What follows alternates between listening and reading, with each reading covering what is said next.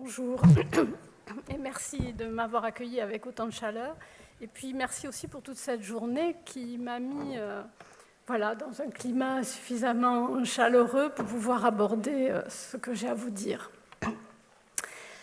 Alors, je commencerai par une phrase de Lacan.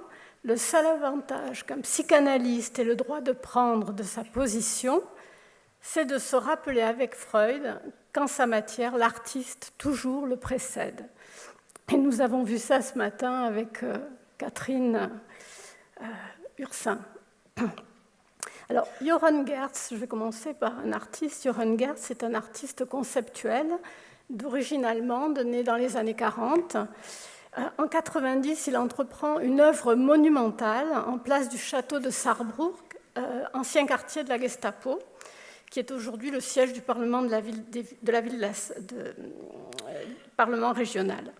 Alors, on arrive à la place de ce palais du XVIIIe siècle par une allée pavée. La place ne s'appelle pas place du château, mais place du monument invisible. L'inscription fait énigme.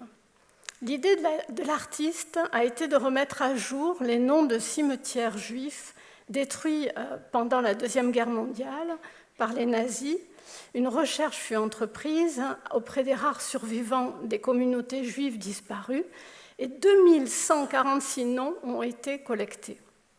Chaque nuit, clandestinement, Johann Gertz, accompagné de ses étudiants des Beaux-Arts, retirait quelques pavés de la place pour graver sur l'une des faces le nom du cimetière et le nombre de corps qu'il contient.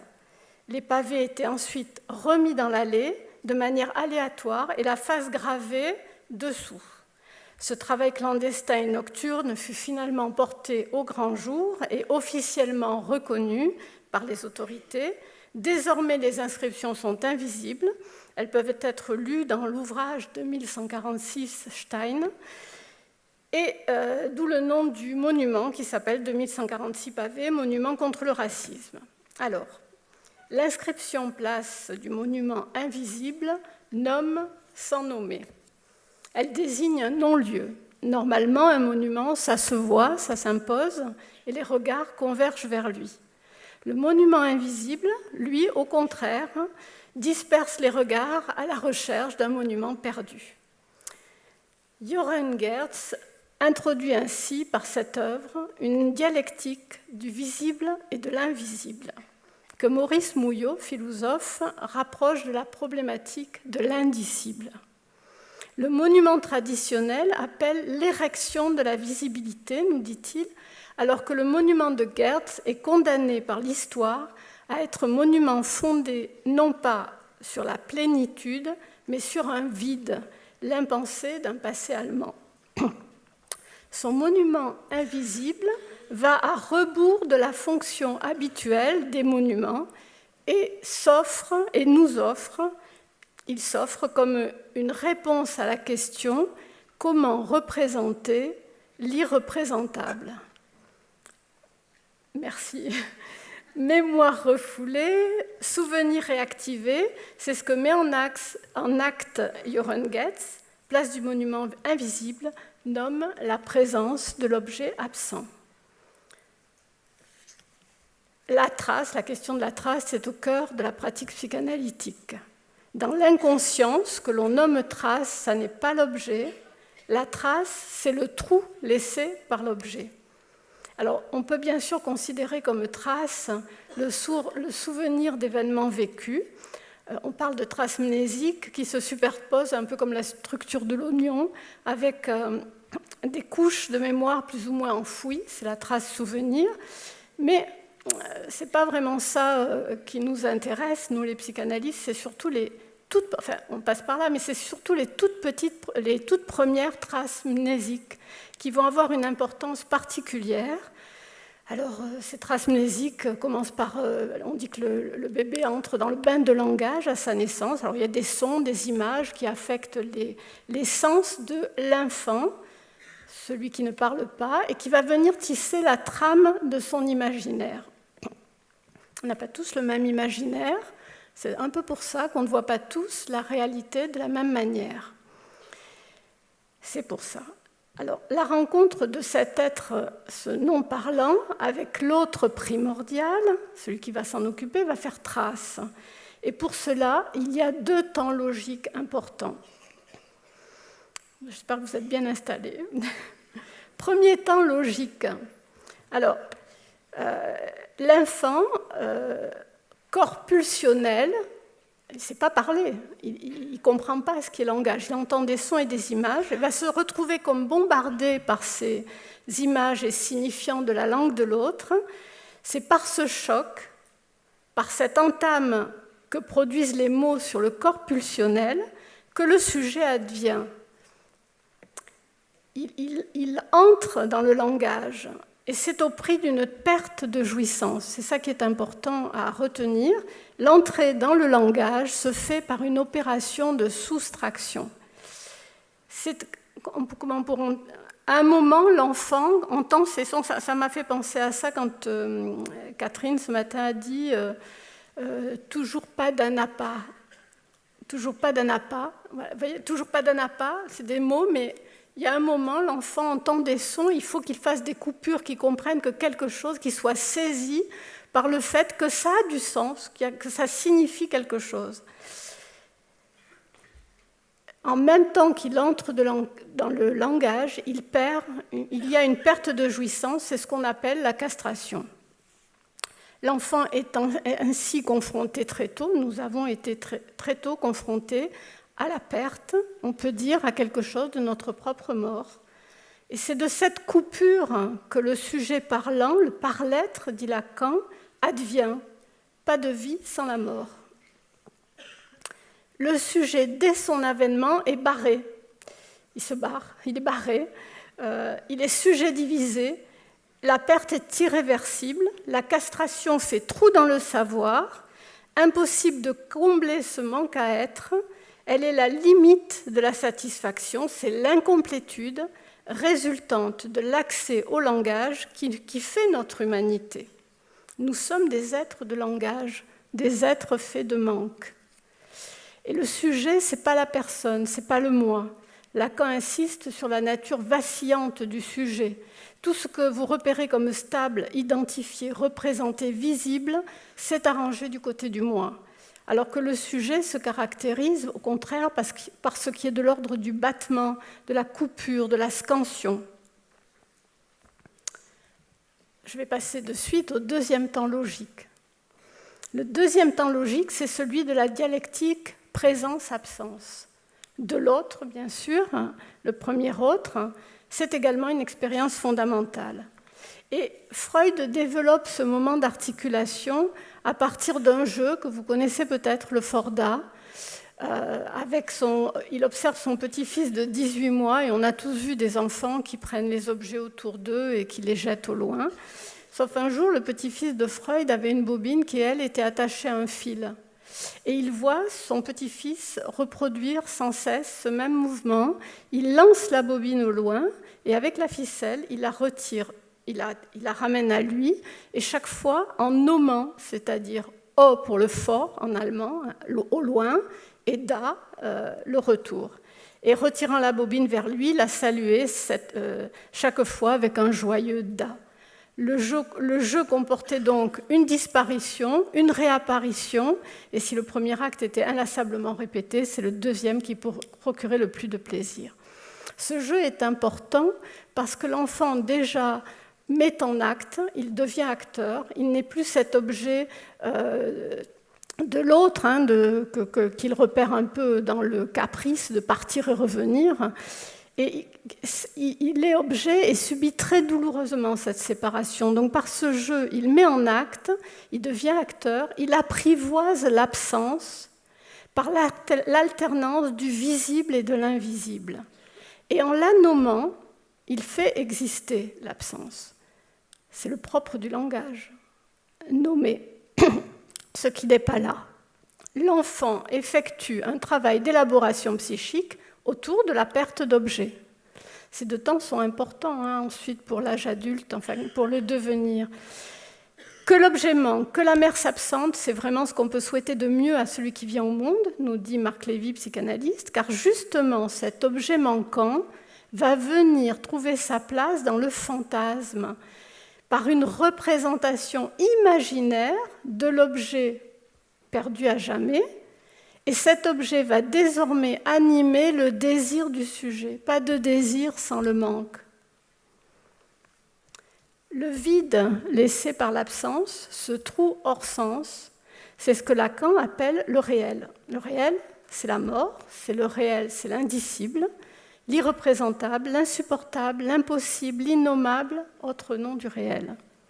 Et le jeu du Fordat nous montre comment l'enfant apprend à nouer avec ce réel, imaginaire et symbolique, et les trois registres autour de laquelle s'articule la théorie lacanienne.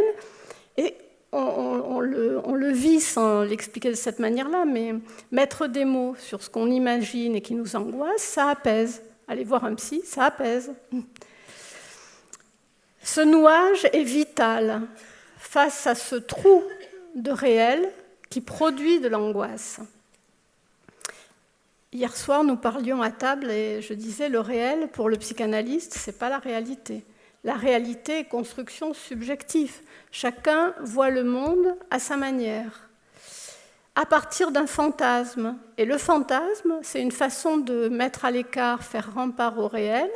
C'est une façon de trouver une forme imaginée, imaginaire, d'une satisfaction. C'est comme si on imaginait un objet qui allait combler ce trou. L'art de Johann Goetz est d'avoir recours à l'inachevé.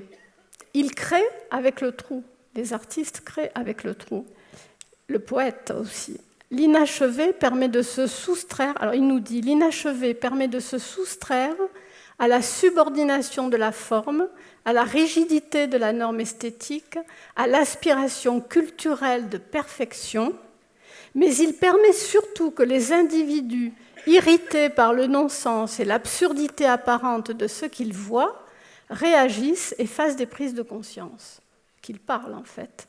Johann Goetz, par son art, nous provoque, pousse à une parole singulière. Ce matin, Catherine Ursin m'a beaucoup touchée sur ce qu'elle a dit, certainement parce que ça réveille d'autres traces personnelles. Lors de la perte d'un être cher, la séparation, telle une déchirure, rouvre l'abéance du premier traumatisme qui se réalise dans le deuil par le vide abyssal que nous laisse l'être aimé. Et elle a su, l'artiste, nous montrer comment, avec l'imaginaire, avec le symbolique, le langage, on peut faire un nouage pour arriver à faire avec ce trou. J'ai envie de rajouter aussi que la division constitutive du sujet, on parle beaucoup souvent du corps divisé par rapport à l'esprit, la division constitutive du sujet, ça n'est pas entre le corps et l'esprit. Sa coupure, elle est entre le conscient et l'inconscient.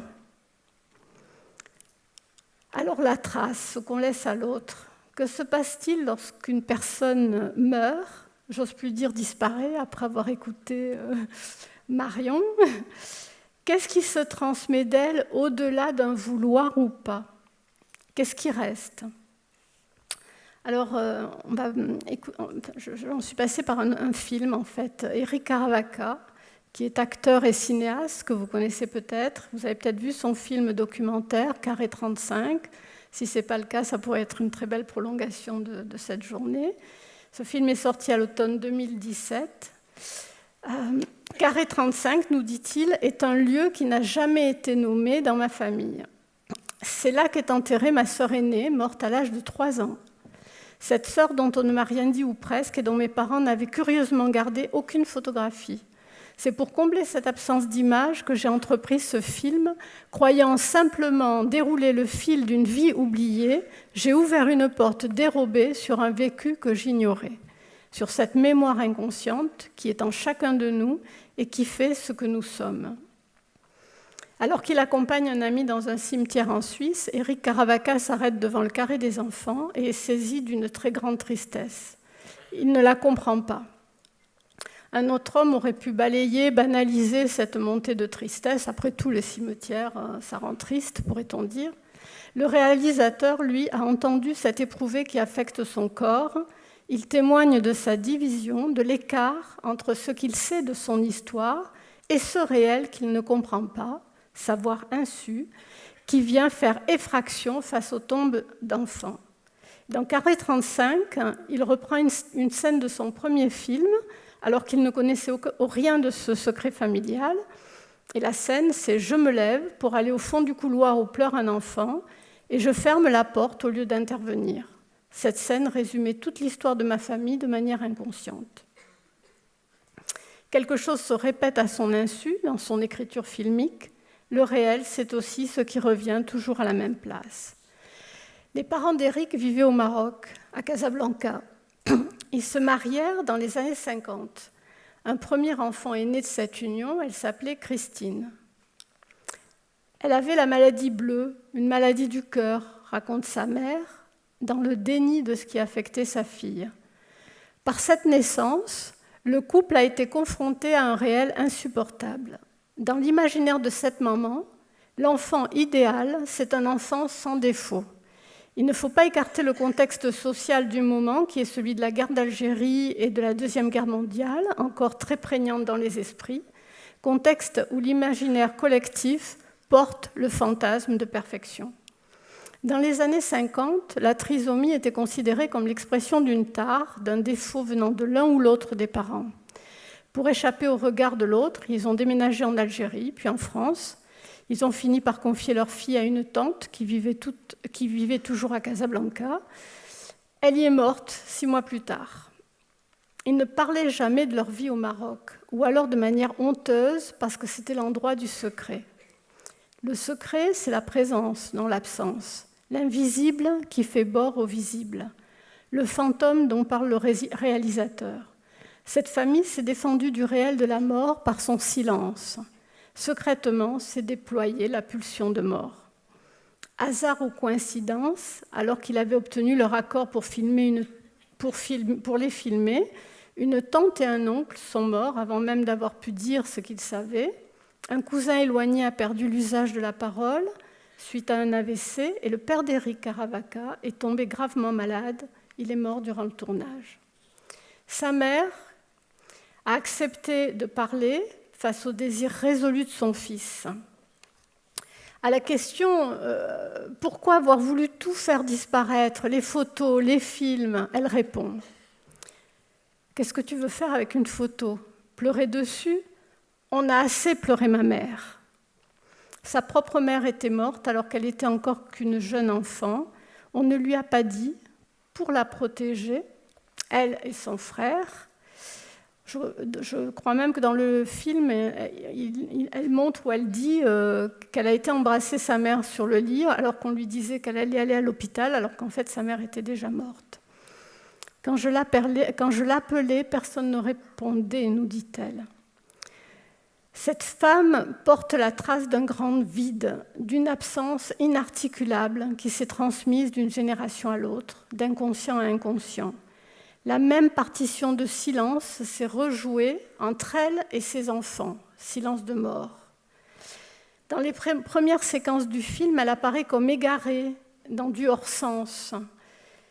C'est toujours une question que se pose l'analyste. Est-ce qu'elle ne veut pas parler ou est-ce qu'elle ne peut pas parler ? Ça a à voir avec ces deux premiers temps logiques dont je vous ai parlé. Et puis, tout doucement, au fur et à mesure que le documentaire se déroule, quelque chose se transforme. Au fil des mots échangés, de la vie reprend corps. Éric Caravaca a cherché les mots pour dire là où son histoire faisait trou, petite histoire dans la grande histoire, dans l'imaginaire individuel comme dans l'imaginaire collectif, censure et autocensure soutiennent un même fantasme de perfection, fantasme où la faille, le défaut, l'anormal sont éradiqués. Par son écriture intime, par son œuvre bouleversante, il a redonné corps à ce qu'il y a de plus vivant en lui et autour de lui aussi. Il nous dit « Si Christine n'était pas morte, je ne serais probablement pas née. » Avec ce film, je lui donne à mon tour un peu de cette vie que sa mort m'a donnée. Il s'est fait passeur de mots avec son film, comme le fait Valérie avec les livres. Nous ne sommes pas un corps, nous avons un corps affecté par le langage. Un langage qui vient de l'autre, de l'extérieur. Le sujet, donc, on ne lui parle pas, ça parle de lui et c'est là qu'il s'appréhende. La trace, ce qui reste, ce qu'on laisse à l'autre, aux autres, et ce qu'il y a de plus vivant en chacun de nous et qui perdure au-delà de nous. Le support peut en être l'image, l'écriture, toute forme d'art, pourvu que ça parle, que ça crée. Alors ça crée, vous pouvez l'écrire comme vous voulez. Que ça l'ouvre. Alors, pour ne pas mourir, ma question, alors c'était la trace qu'on laisse à l'autre pour ne pas mourir. C'est pas moi qui ai pris ce titre, on me l'a envoyé. Et puis il y a un point d'interrogation. Alors moi, j'enlève le point d'interrogation. Oui, pour ne pas mourir. Dans un service de soins palliatifs, nous devons penser des lieux, des espaces pour accueillir notre condition d'être parlante par l'être. Et je remercie la personne qui, à droite un peu plus haut, a interpellé sur la question directe sur les personnes. L'angoisse liée à l'effraction du réel de la mort dans le corps à corps soutenant et soutenu des soignants, ce lieu où ça angoisse doit pouvoir être parlé. C'est la condition pour ne pas nous transformer en monuments invisibles. Pulsion de vie, pulsion de mort, l'une et l'autre s'entremêlent dans la vie. Alors j'avais pris une petite vignette. Je ne sais pas si je suis à combien de temps. Ça va ?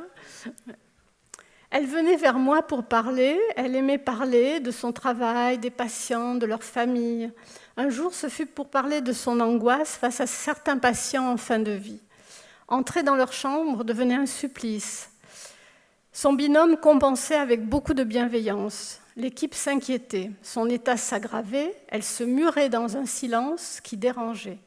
L'incompréhension a fini par produire du rejet.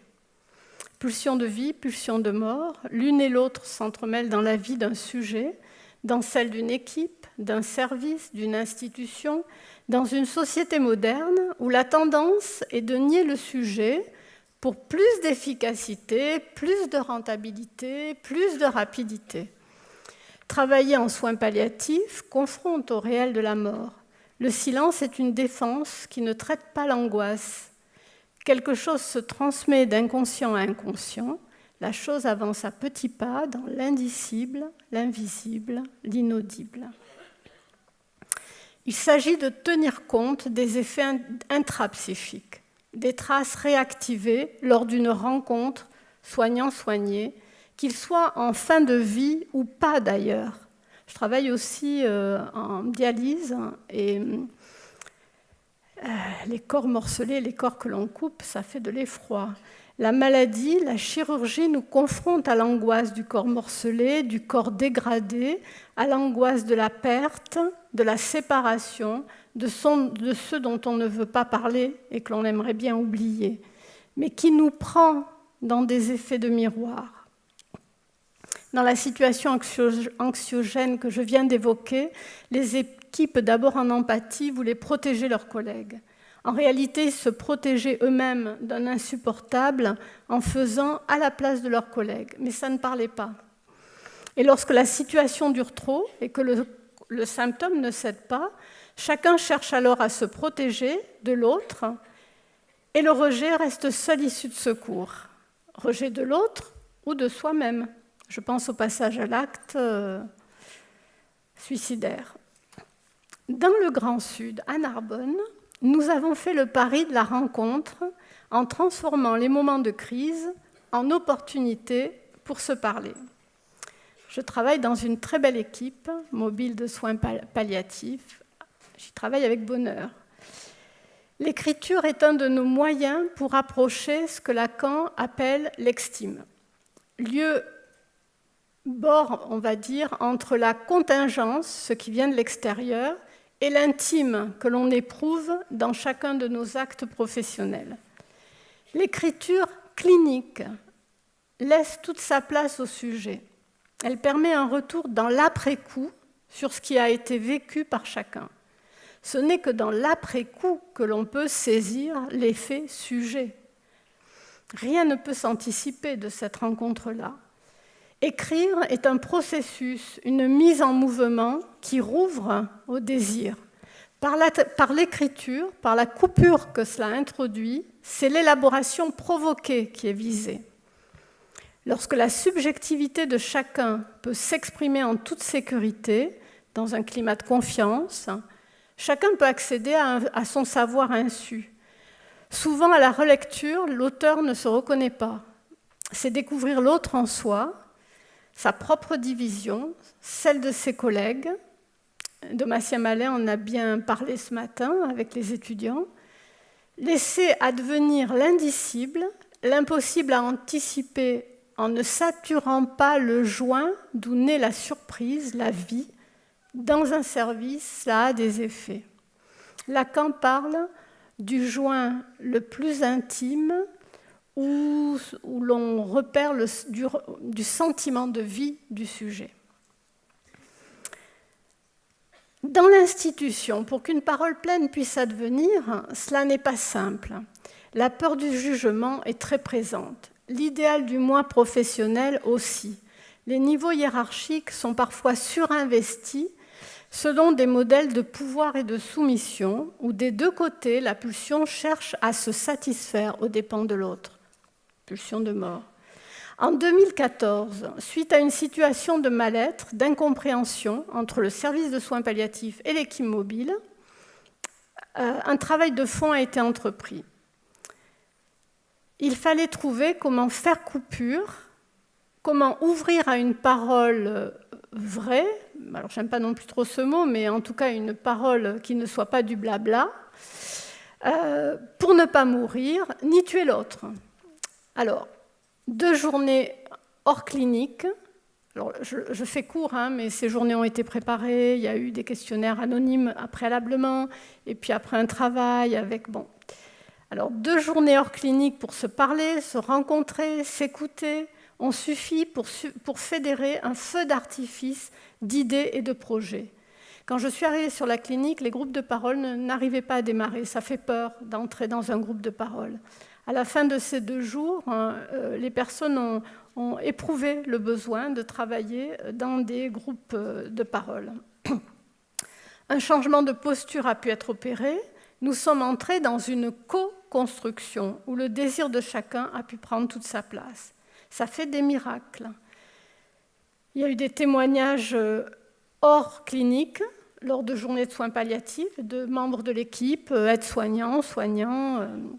Il y a eu des ateliers d'écriture clinique, des ateliers d'analyse clinique, des concerts, des 4 saisons. Et puis un de nos derniers nés, très porté par Claire Fourcade, que certains parmi vous connaissent, c'est l'ouverture de passe-temps, l'accueil de jour, où l'on se soigne, où l'on soigne autrement. Faire tomber une barrière invisible, dire son humanité avant toute chose, entendre la singularité de chacun, patient, soignant, cela fait trace. Cela mobilise du côté du désir, de la vie, bien au-delà de ce que nous pouvions imaginer avant de commencer. Nous travaillons actuellement à l'édition de témoignages où chacun laisse, souvent à son insu, une trace des plus vivantes de lui, de l'autre, en lui ou près de lui. Parler, écrire n'est pas chose facile, ça coûte, mais aussi ça pulse, ça propulse. Les soignants que je rencontre ont accepté de s'y soumettre pour pouvoir se dégager de ce qui les trouble, les déstabilise, les angoisse. Ils parlent de rencontres particulièrement difficiles. Je pense à celle de M. G, dont le corps faisait fuir nombre de soignants. C'était très dur d'entrer dans sa chambre. En ouvrant la porte de M. G, ancien journaliste, une aide-soignante nous a fait partager le moment de bascule où son regard a changé, où l'essentiel a pu être atteint, où le prendre soin prend tout son sens. Je ressens une immense gratitude pour les aides-soignants qui, très simplement, se rapproche des corps souffrants pour toucher le sujet autrement, juste avec le cœur. Le souvenir de Monsieur G souriant reste pour nous très vivant. Un autre témoignage nous a donné à voir ce qui encombre le professionnel qui ne prend pas ou auquel on ne donne pas les moyens de traiter ce qui fait trop mal. Prendre soin d'un être confronté à une maladie que l'on sait incurable peut mettre à mal des années durant. On a beau croire que ça va s'oublier, s'enfuir, ça revient. Ça laisse des traces et partager cela est courageux. Ça n'est pas facile de parler depuis ce lieu où l'errance s'impose, où l'on ne sait pas. On ne sait pas avant d'avoir parlé. Ça nous parle de ce qui souvent est ravalé, étouffé, derrière le concept du bon professionnel ou de la bonne distance. Retour du fantasme de perfection.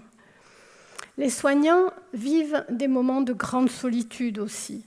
Au bout de la chaîne professionnelle, chaîne humaine, les infirmiers, infirmières doivent assumer parfois en toute responsabilité un acte avec lequel ils ne sont pas toujours en accord et à un moment où ils sont seuls.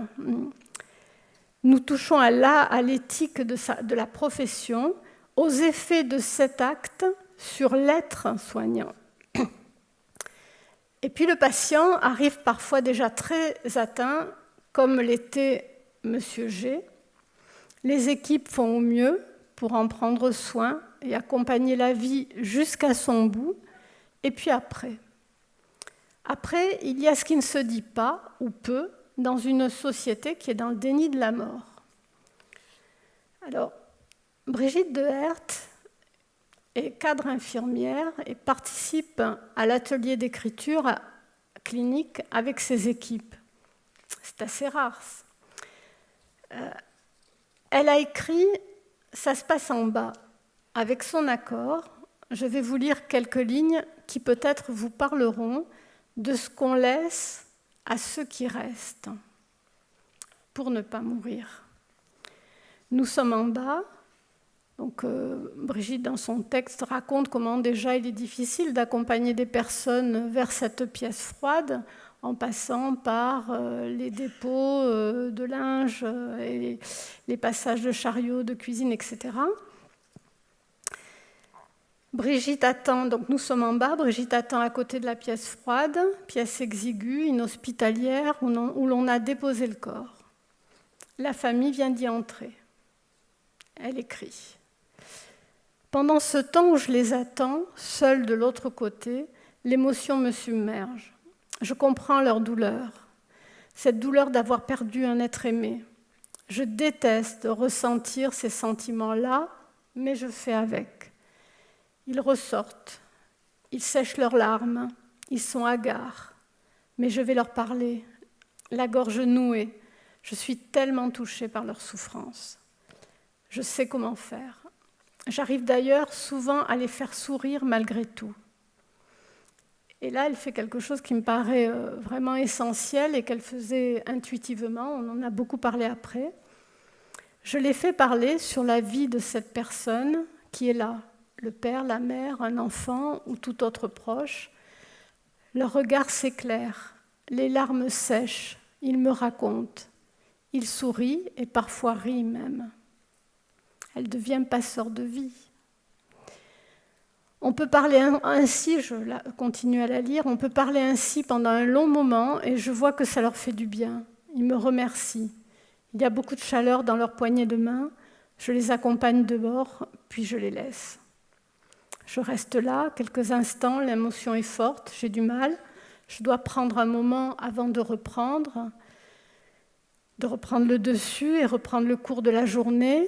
Je passerai voir l'équipe pour leur dire « j'ai besoin de les voir et de partager ».